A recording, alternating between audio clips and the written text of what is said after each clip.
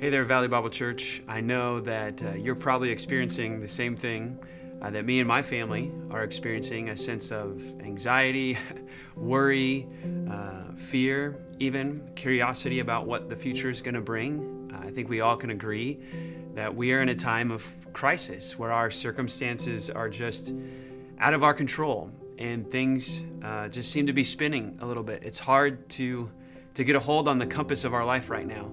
And it's hard to find north again. It seems like everything is just moving and it's hard to be on stable ground. It reminds me of a story in the scriptures, a story of Joseph. Joseph's story takes a lot of the book of Genesis, and a lot of that story is just hard. It's a trial, it's suffering. He finds himself abandoned from his family. They beat him, they throw him in a well, they sell him into slavery.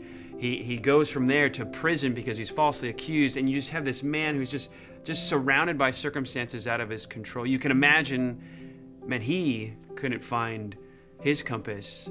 He couldn't find his north. And yet, he makes godly choices.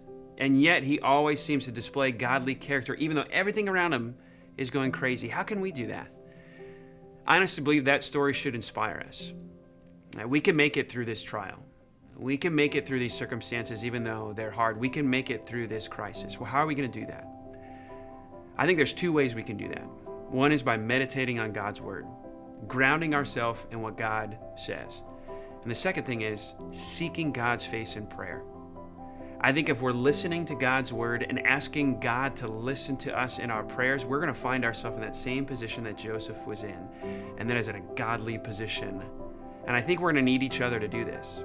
So what we're going to do as a church is we're going to release a plan for you that we can do together, a plan where we're reading God's word together, and a plan where we're really seeking God's face through prayer.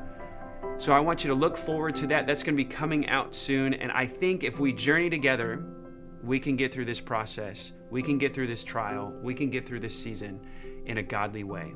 I look forward to that journey. I know times are hard, but I think God is going to move us through this together in a way that honors Him.